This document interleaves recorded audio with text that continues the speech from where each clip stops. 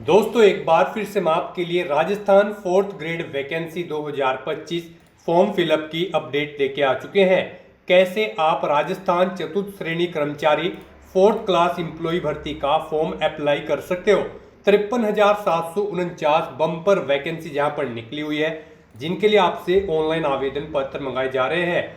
आप जल्द से जल्द अपना फॉर्म फिल कर ले, अंतिम मौका है, कहीं मौका हाथ से छूट न जाए। ऑनलाइन आवेदन करते समय आपको कोई भी ऐसी गलती या फिर मिस्टेक नहीं करनी होगी जिसको करने से आपके एप्लीकेशन फॉर्म रिजेक्ट हो सकते हैं। और अप्लाई करते समय आपको कुछ महत्वपूर्ण दिशा निर्देशों का ध्यान रखना होगा, तभी आपके फॉर्म सक्सेसफुली सबमिट होंगे। अप्लाई करते समय आपको फोटोग्राफ, सिग्नेचर, डॉक्यूमेंट कैसे और कितने केबी में अपलोड करने होंगे, कैसे आप अपनी क्वालिफिकेशन की डिटेल दोगे, कैसे आप डिपार्टमेंट प्रेफरेंस सेट करोगे और कैसे आप रजिस्ट्रेशन करते हुए अपनी ई-केवाईसी और फीस पेमेंट करोगे। तो रजिस्ट्रेशन से लेकर प्रिंट तक हम आपको कंप्लीट इंफॉर्मेशन इस वीडियो में दिखाएंगे कि कैसे आप राजस्थान फोर्थ क्लास एम्प्लॉयज का फॉर्म अप्लाई कर सकते हो। तो कंप्लीट जानकारी के लिए आपको ये वीडियो शुरू से लेके एंड तक बिना स्किप किए हुए देखनी होगी। इस वीडियो को कंप्लीटली देखने पर ही आपके सभी सवाल और डाउट क्लियर होंगे।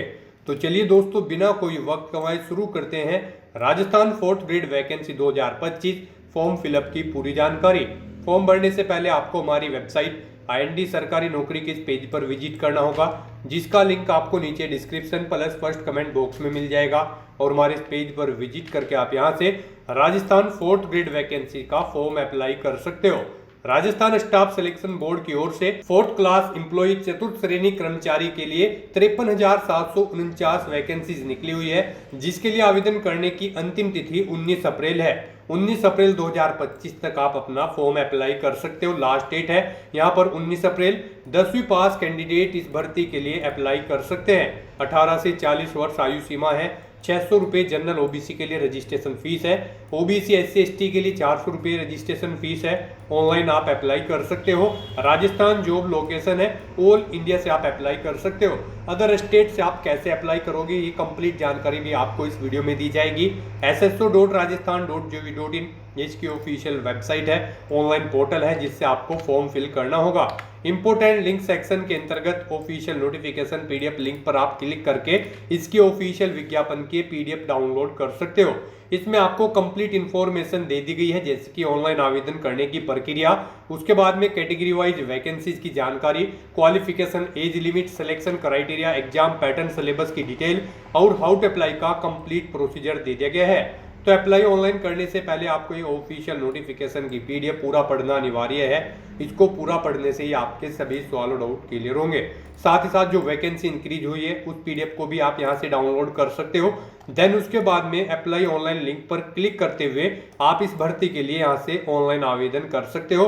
राजस्थान SSO का ये ऑनलाइन का पोर्टल है। यहाँ पर गाइज, अगर आपने राजस्थान सिंगल साइन ऑन के पोर्टल पर पहले से रजिस्ट्रेशन कर रखा है तो यहाँ पर आकर आपको अपनी SSO ID या फिर यूजर नेम एंटर करना है, अपना पासवर्ड आपको एंटर करना है, ये कैप्चा कोड आपको यहाँ पर एंटर करना है और लॉगिन की इस बटन पर क्लिक करके आपको अपने डैशबोर्ड में लॉगिन कर लेना है और फिर वहाँ से आपको अपना फॉर्म अप्लाई करना है। और गाइज, अगर आप यहाँ पर राजस्थान सिंगल साइन ऑन के पोर्टल से किसी भी भर्ती के लिए फर्स्ट टाइम अप्लाई करने जा रहे हो तो सबसे पहले यहाँ पर आपको अपना रजिस्ट्रेशन करना होगा। उसके लिए आपको रजिस्ट्रेशन की ये टैब दी गई है, तो यहाँ पर आपको रजिस्ट्रेशन की इस टैब पर क्लिक करना है। उसके बाद आपके सामने यहाँ पर रजिस्ट्रेशन का इंटरफेस ओपन होगा। यहाँ पर भी आपके पास दो ऑप्शन है, आप सिंपली सिटीजन या फिर उद्योग है तो आप इस ऑप्शन पर क्लिक करें, गवर्नमेंट एम्प्लॉय है तो आप इस ऑप्शन पर क्लिक करें गवर्नमेंट एम्प्लॉय की टैब पर। फिर यहाँ पर आप अपना SIPF इस ऑप्शन पर क्लिक करें, फिर आप अपना SIPF नंबर एंटर करें, अपना SIPF का पासवर्ड एंटर करें और नेक्स्ट ऑप्शन पर क्लिक करके अपना रजिस्ट्रेशन की आगे की टास्क कंप्लीट कर ले। गाइस, यहाँ पर अगर आप सिंपली सिटीजन है तो आपको इस ऑप्शन पर क्लिक करना है। फिर यहाँ पर आपको रजिस्ट्रेशन करने के लिए दो ऑप्शन मिलेंगे। आप यहाँ पर जन आधार और गूगल के थ्रू अपना रजिस्ट्रेशन कर सकते हो। जन आधार के थ्रू केवल राजस्थान रेजिडेंट के कैंडिडेट ही अपना रजिस्ट्रेशन कर सकते हैं और गूगल के थ्रू यहाँ पर राजस्थान के साथ साथ सभी स्टेट के कैंडिडेट अपना वन टाइम रजिस्ट्रेशन कर सकते हैं। तो यहाँ पर आपको गूगल के इस ऑप्शन पर क्लिक करना है। उसके बाद आपके सामने कुछ इस तरह से इंटरफेस ओपन होगा। अब यहाँ पर आपको अपनी जीमेल ID एंटर करनी है और फिर आपको नेक्स्ट के इस ऑप्शन पर क्लिक कर देना है। उसके बाद यहाँ पर आपको कंटिन्यू की स्टेप पर क्लिक करना है। नेक्स्ट आपके सामने कुछ इस तरह से इंटरफेस शो होगा। आपकी ईमेल आईडी के शुरू के कैरेक्टर को यहाँ पर आपका एसएसओ आईडी या फिर यूजर नेम सेट कर दिया गया है एसएसओ की तरफ से। अगर इसमें आप चेंज करना चाहते हैं तो आप अपने अकॉर्डिंग ABCDXYZ कुछ भी आप इसमें चेंज कर सकते हो। और फिर यहाँ पर अगर ये ग्रीन कलर में है तो यानी कि ये यूजर नेम अवेलेबल है, और अगर ये रेड कलर में होगा और यहाँ पर क्रॉस का निशान होगा तो फिर ये अवेलेबल नहीं होगा। आपको उसमें कुछ चेंज करना होगा और अपने अकॉर्डिंग यहाँ पर आपको अपना यूजर नेम सेट कर लेना है। उसके बाद यहाँ पर आपको अपना पासवर्ड एंटर करना है। गाइस यहाँ पर आपका पासवर्ड 8 से 30 कैरेक्टर के बीच में होना चाहिए। यहाँ पर आपको पासवर्ड की गाइडलाइन दी गई है। इस गाइडलाइन के अकॉर्डिंग आपको अपना पासवर्ड यहाँ पर रेडी करना है। आपको कुछ इस फॉर्मेट में अपना पासवर्ड यहाँ पर रेडी करना है। मीन्स आपका पासवर्ड यहाँ पर अल्फा न्यूमेरिक फॉर्मेट में होना चाहिए। आपके पासवर्ड में कम से कम एक अपर केस कैरेक्टर, एक लोअर केस कैरेक्टर, एक इंटीजर नंबर और एक स्पेशल कैरेक्टर जैसे कि @ या फिर डॉलर होना चाहिए। तो इस फॉर्मेट में यहाँ पर आपको अपना पासवर्ड सेट करना है। वही पासवर्ड आपको कंफर्म पासवर्ड फील्ड में एंटर करना है। उसके बाद यहाँ पर आपको अपना मोबाइल नंबर एंटर करना है। फिर आपको इसे नीचे स्क्रॉल डाउन करना है। फिर यहाँ पर आपको अपना मोबाइल नंबर एंटर करना है या फिर ईमेल आईडी एंटर करनी है। और उसके बाद गाइस यहाँ पर आपको रजिस्टर की इस टैब पर क्लिक कर देना है। इस तरह से यहाँ पर आपका रजिस्ट्रेशन सक्सेसफुली कंप्लीट हो जाएगा। आपको एक यूजर आईडी और पासवर्ड आपके रजिस्टर्ड मोबाइल नंबर पर सबमिट कर दिया गया है। आपको उसे केयरफुली नोट डाउन करके रख लेना है फ्यूचर यूज के लिए। और यहाँ पर अब आपको ओके के इस बटन पर क्लिक करना है। नेक्स्ट आपके सामने कुछ इस तरह से इंटरफेस ओपन होगा। गाइस यहाँ पर अब आपको अपनी एसएसओ आईडी या फिर यूजर नेम एंटर करना है। उसके बाद आपको अपना पासवर्ड एंटर करना है जो आपके मोबाइल नंबर पर आया है या फिर आपने जो क्रिएट किया है। उसके बाद आपको ये कैप्चा कोड यहाँ पर एंटर करना है और फिर आपको यहाँ पर लॉगिन की इस टैब पर क्लिक कर देना है।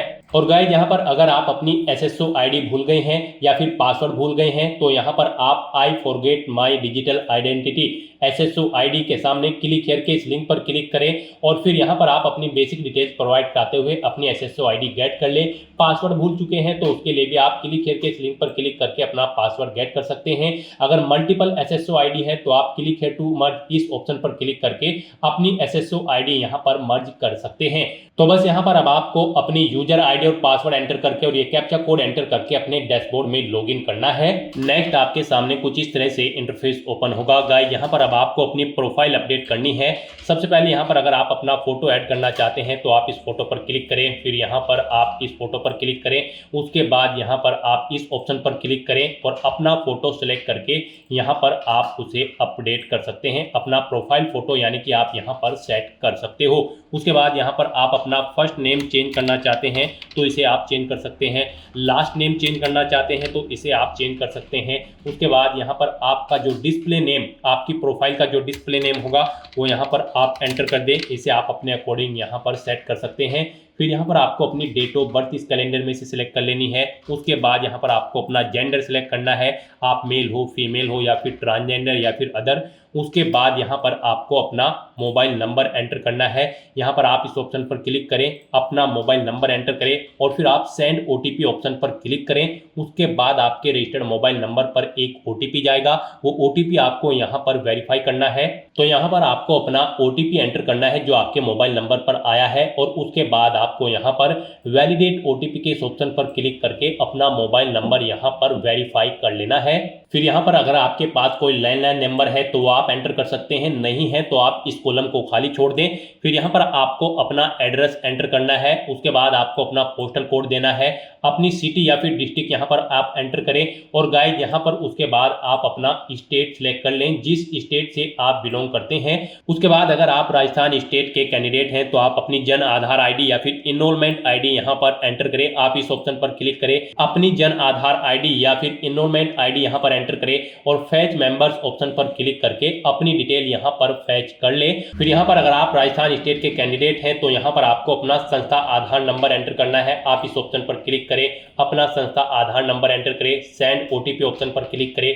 आपके मोबाइल नंबर पर एक ओटीपी आएगा जो आपके संस्था आधार नंबर से लिंक है। वो ओटीपी आप यहाँ पर एंटर करके उसे वेरीफाई कर लें और उस उसके बाद गाइस यहाँ पर आप अपडेट के इस बटन पर क्लिक करके अपने प्रोफाइल की सभी डिटेल्स यहाँ पर अपडेट कर दें। इस तरह से यहाँ पर आपकी एसएसओ की जो प्रोफाइल है वो सक्सेसफुली अपडेट हो चुकी है। अब यहाँ पर आप ओके के बटन पर क्लिक करें।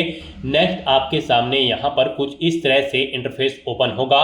अब यहाँ पर आपको रिक्रूटमेंट पोर्टल सर्च करना है। आप कंट्रोल F यहाँ पर प्रेस करें, REC एंटर करें। उसके बाद यहाँ पर आपको रिक्रूटमेंट पोर्टल का ये ऑप्शन मिलेगा, आप इस लिंक पर क्लिक कर दें। नेक्स्ट आपके सामने कुछ इस तरह से इंटरफेस ओपन होगा। अब यहाँ पर आने के बाद आपको वन टाइम रजिस्ट्रेशन के इस लिंक पर क्लिक करना है। उसके बाद आपके सामने यहाँ पर कुछ इस तरह से इंटरफेस ओपन होगा। अब यहाँ पर आपको अपने वन टाइम रजिस्ट्रेशन की डिटेल प्रोवाइड करानी है। अब यहाँ पर आपसे सबसे पहले पूछा गया है कि क्या आप राजस्थान स्टेट के निवासी हैं, अगर हैं तो यस करें और फिर यहाँ पर आप अपनी जन आधार या फिर एक्नॉलेजमेंट आईडी एंटर करके फैच मेंबर ऑप्शन पर क्लिक करें और अपनी डिटेल यहाँ पर फैच कर लें। और अगर आप राजस्थान के निवासी नहीं हैं तो यहाँ पर आपको नो ऑप्शन सेलेक्ट करना है। उसके बाद यहाँ पर आपको अपना आधार नंबर एंटर करना है और फिर यहाँ पर आपको एग्री की स्टेप पर क्लिक कर देना है। उसके बाद यहाँ पर आपके सामने कुछ इस तरह से पॉपअप शो होगा। यहाँ पर आपसे पूछा गया है कि क्या आप राज्य भर्ती पोर्टल को एक बार पंजीकरण यानी कि OTR के लिए मेरे आधार विवरण, नाम, पिता का नाम, लिंग और जन्म दिनांक का उपयोग करने की अनुमति प्रदान करते हो या फिर करती हो। तो आपको इस चेकबॉक्स को ओके करना है और फिर आपको सेंड OTP के इस ऑप्शन पर क्लिक कर देना है। फिर आपके सामने कुछ इस तरह से इंटरफेस ओपन होगा। अब यहाँ पर आपको अपना आधार वेरीफाई करना है। उसके लिए आपको यहाँ पर इस चेकबॉक्स को ओके करना है और फिर आपको OTP भेजें इस ऑप्शन पर क्लिक कर देना है। उसके बाद यहाँ पर आपके रजिस्टर्ड मोबाइल नंबर पर एक OTP आएगा। उस मोबाइल नंबर पर जिससे आपका आधार लिंक है वो OTP आप यहाँ पर एंटर करें और फिर आप प्रमाणीकरण करें इस ऑप्शन पर आप क्लिक कर दें। इस तरह से यहाँ पर आपका आधार वेरीफाई हो जाएगा और आपकी जो डिटेल्स है वो यहाँ पर आपके आधार से फैच करके फिल कर दी गई है, जैसे कि आपका नाम, आपका जेंडर, आपके फादर का नाम, आपकी डेट ऑफ बर्थ। अब यहाँ पर आपको अपना मोबाइल नंबर एंटर करना है और फिर यहाँ पर आपको gate email from SSO profile इस ऑप्शन पर क्लिक करके अपनी ईमेल आईडी को यहाँ पर फैच कर लेना है। जो आपने रजिस्ट्रेशन टाइम पर अपनी ईमेल आईडी एंटर की थी वो यहाँ पर फैच होके आ जाएगी। फिर यहाँ पर आपको वेरीफाई OTR आपको इस ऑप्शन पर क्लिक कर देना है। फिर यहाँ पर आपको आपकी डिटेल शो कर दी जाएगी। आपकी डिटेल अगर ओके है तो यहाँ पर अब आप फाइनल सबमिट के इस ऑप्शन पर क्लिक कर दें। उसके बाद आपके रजिस्टर्ड मोबाइल नंबर पर एक OTP आएगा। वो OTP आपको यहाँ पर एंटर करना है और उसके बाद आपको यहाँ पर वेरीफाई OTP के इस ऑप्शन पर क्लिक कर देना है। इस तरह से यहाँ पर आपके वन टाइम रजिस्ट्रेशन की डिटेल सक्सेसफुली सेव हो जाएगी। आपको एक रजिस्ट्रेशन नंबर यहाँ पर प्रोवाइड कर दिया गया है, वन टाइम रजिस्ट्रेशन नंबर। आपको इसे केयरफुली नोट डाउन करके रख लेना है फ्यूचर यूज के लिए। और यहाँ पर अब आपको ओके के इस बटन पर क्लिक करना है। फिर आपको आपके OTR के इसी इंटरफेस पर आपको रिडायरेक्ट कर दिया जाएगा। यहाँ पर आपकी OTR की सभी डिटेल्स वेरीफाई हो चुकी है। आपको एक रजिस्ट्रेशन नंबर जो वहां पर दिया गया था वो रजिस्ट्रेशन नंबर यहाँ पर भी शो कर दिया गया है। आपको इसे केयरफुली नोट डाउन करके रख लेना है फ्यूचर यूज के लिए। अब गाइस यहाँ पर आपको अपना फीस पेमेंट करना है। नेक्स्ट स्टेप आपका फीस पेमेंट का होगा। उसके लिए आपको यहाँ पर पे फीस की स्टेप पर क्लिक करना है। उसके बाद आपके सामने यहाँ पर कुछ इस तरह से पॉपअप शो होगा। अब यहाँ पर आपसे पूछा गया कि क्या आप राजस्थान स्टेट के कैंडिडेट हैं, अगर हैं तो यस करें और फिर यहाँ पर आप अपनी कैटेगरी सिलेक्ट करें। आप रिजर्व कैटेगरी के अंतर्गत आते हो या फिर अनरिजर्व के, आप अपने अकॉर्डिंग ऑप्शन सेलेक्ट करें। और अगर आप राजस्थान स्टेट के कैंडिडेट नहीं हैं तो यहाँ पर आप नो ऑप्शन सेलेक्ट करें। फिर यहाँ पर केवल अनरिजर्व कैटेगरी कैंडिडेट ही अप्लाई कर सकते हैं अगर आप राजस्थान स्टेट से बाहर के कैंडिडेट हैं। उसके बाद यहाँ पर आपसे पूछा गया कि क्या आप स्पेशली एबल्ड कैंडिडेट हैं, अगर हैं तो आप यहाँ पर यस ऑप्शन सेलेक्ट करें। उसके बाद यहाँ पर आपको 400 रुपये फीस के रूप में जमा कराने होंगे। और अगर आप स्पेशली एबल्ड कैंडिडेट नहीं हैं तो यहाँ पर आपको नो ऑप्शन सेलेक्ट करना है। फिर यहाँ पर आपको 600 रुपये एप्लीकेशन फीस के रूप में जमा कराने होंगे। तो इस तरह से आपको आपकी कैटेगरी के अकॉर्डिंग यहाँ पर फीस का अमाउंट शो कर दिया जाएगा। गाइस हम यहाँ पर आपको एक बार फिर से बता दें, अगर आप यहाँ पर वन टाइम रजिस्ट्रेशन करने जा रहे हो, अगर आप अनरिजर्व कैटेगरी से बिलोंग करते हो तो फिर आपको 600 रुपये फीस जमा करानी है। रिजर्व कैटेगरी के अंतर्गत आते हो तो फिर आपको 400 रुपये फीस के रूप में जमा कराने होंगे। ये अमाउंट आपको सिर्फ एक बार जमा कराना है। उसके बाद SSO के पोर्टल से जितनी भी भर्तियां निकलेगी, जितनी भी भर्तियों के लिए आप अप्लाई करोगे फिर आपको कोई शुल्क जमा नहीं कराना है। ये वन टाइम फीस है, आप एक बार फीस जमा करा के फिर यहाँ पर एसएसओ की इस वेबसाइट के थ्रू मल्टीपल जॉब्स के लिए आप अप्लाई कर सकते हो। तो यहाँ पर अब आपको आपकी कैटेगरी के अकॉर्डिंग अमाउंट शो कर दिया जाएगा। उसके बाद यहाँ पर आपको पे फीस के इस ऑप्शन पर क्लिक करना है, फिर आपको ओके करना है। उसके बाद यहाँ पर आपको फीस पेमेंट के इंटरफेस पर डायरेक्ट कर दिया जाएगा।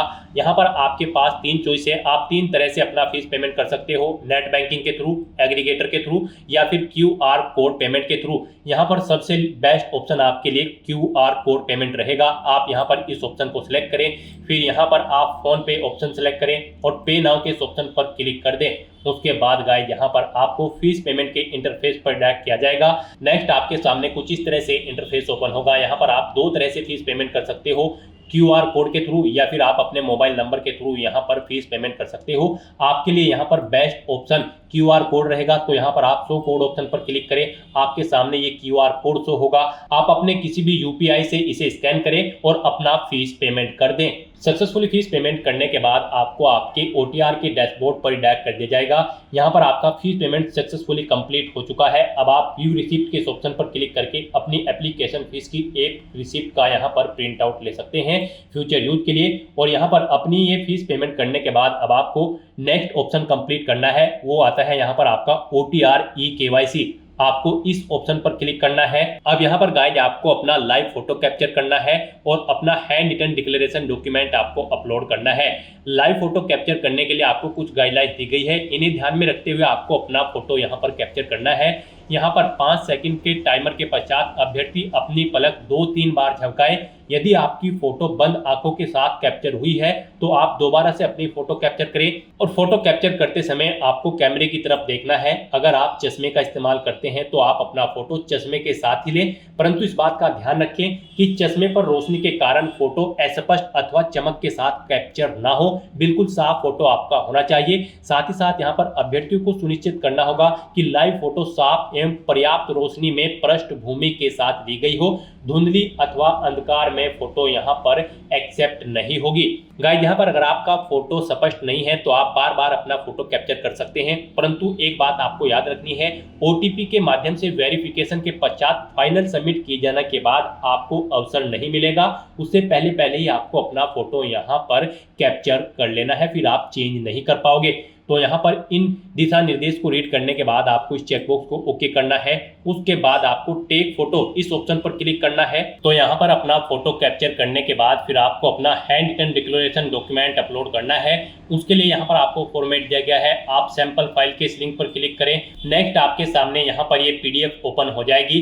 गाइस यहाँ पर आपको इस PDF का एक हार्ड कॉपी प्रिंट आउट ले लेना है और उसके बाद आपको उस हार्ड कॉपी प्रिंट आउट पर अपना नाम मेंशन करना है, अपने फादर का नाम मेंशन करना है, अपनी डेट ऑफ बर्थ देनी है, यहाँ पर आपको अपने हस्ताक्षर करने हैं और उसके बाद आपको ये कंप्लीट डाटा फिर यहाँ पर मेंशन कर देना है अपने हाथ से ब्लू इंक पेन से। और उसके बाद यहाँ पर आपको अपने सिग्नेचर कर देने हैं। फिर ऐसे ही आपको यहाँ पर इंग्लिश में भी अपनी राइटिंग देनी है। उसके लिए यहाँ पर आपको इंग्लिश का परफॉर्मा दिया गया है। यहाँ पर भी आने के बाद आपको फिर अपना नाम एंटर करना है इंग्लिश में, अपने फादर का नाम एंटर करना है इंग्लिश में, अपनी डेट ऑफ बर्थ देनी है और फिर यहाँ पर आपको अपने सिग्नेचर करने हैं। और उसके बाद आपको ये कंप्लीट डाटा फिर अपने हैंड से ब्लू इंक पेन से आपको फिर दोबारा से इंग्लिश में यहाँ पर राइट कर देना है। उसके बाद गाइस यहाँ पर आपको अपनी SSO ID एंटर करनी है, अपना OTR वन टाइम रजिस्ट्रेशन का जो नंबर आपको मिला है वो रजिस्ट्रेशन नंबर यहाँ पर आपको एंटर करना है, अपना परमानेंट एड्रेस आपको यहाँ पर मेंशन कर देना है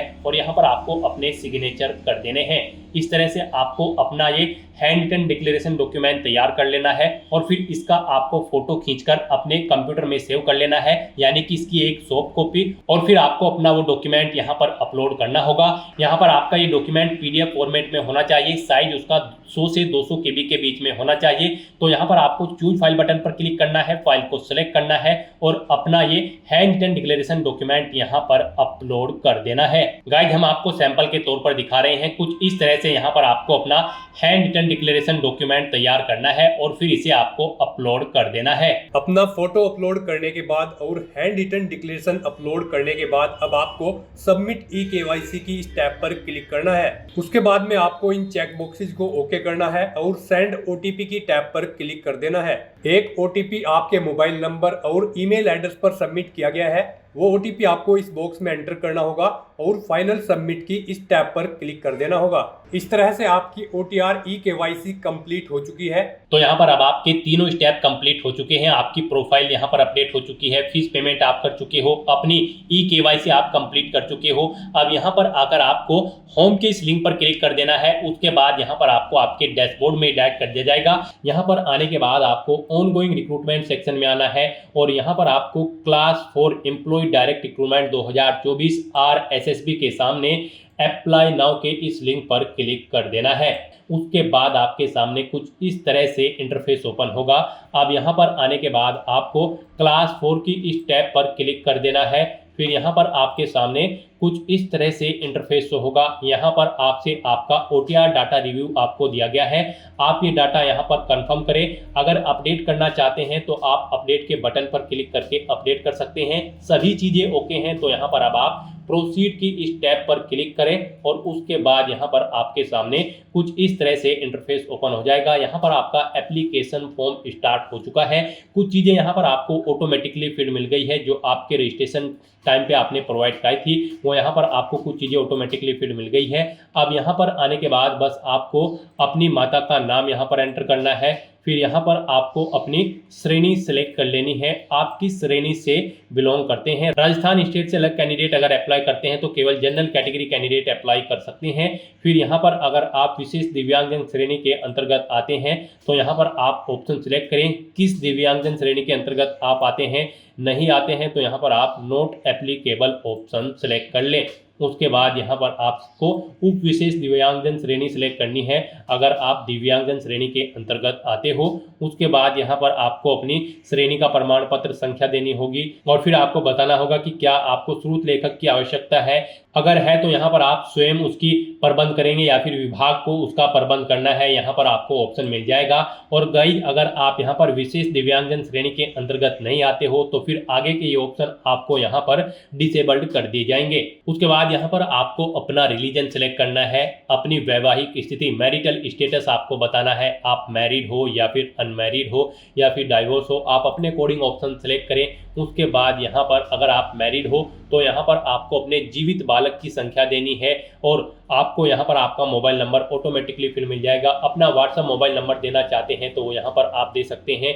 आपके पास जन आधार ID है तो वो आप यहाँ पर एंटर कर सकते हैं, नहीं है तो इस कॉलम को आप खाली छोड़ दें। गाइस यहाँ पर जिन कॉलम के सामने रेड कलर का स्टार बना हुआ है उनमें आपको डिटेल्स देनी मस्ट है और जिनमें नहीं बना हुआ है वो ऑप्शनल है, आप उनकी डिटेल चाहे तो दें चाहे या फिर न दें। उसके बाद यहाँ पर आपसे पूछा गया है क्या आप राजस्थान के अनुसूचित क्षेत्र से संबंधित हैं।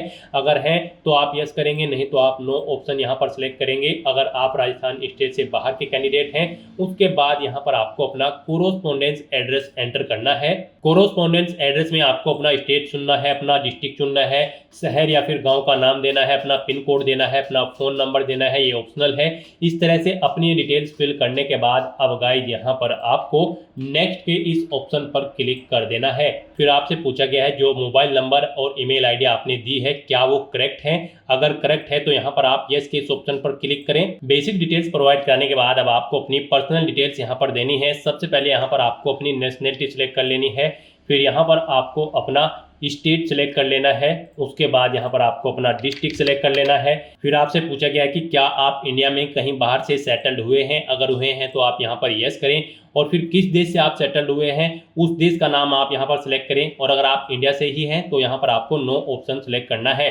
उसके बाद आपसे पूछा गया है कि क्या आप भूतपूर्व सैनिक हैं। अगर हैं तो आप यहाँ पर यस ऑप्शन सेलेक्ट करें और फिर अपना सर्विस का स्टेटस बताएं, आप रिटायर्ड है या फिर सर्विस पर हैं। अगर सर्विस पर है तो फिर यहाँ पर आपको अपना NOC लेटर नंबर देना है, डेट ऑफ NOC यहाँ पर आपको सिलेक्ट करनी है और अगर आप रिटायर्ड हो चुके हैं तो रिटायर्ड ऑप्शन सिलेक्ट करें। फिर आपको अपना PPO नंबर देना है, डेट ऑफ रिटायरमेंट यहाँ पर आपको सिलेक्ट करनी है और अगर आप भूतपूर्व सैनिक नहीं है तो यहाँ पर आपको नो ऑप्शन सिलेक्ट करना है। आगे की डिटेल आपको डिसेबल्ड कर दी जाएगी। उसके बाद आपसे पूछा गया कि क्या आप स्पोर्ट पर्सन हैं। अगर हैं तो यहाँ पर आप यस ऑप्शन सिलेक्ट करें।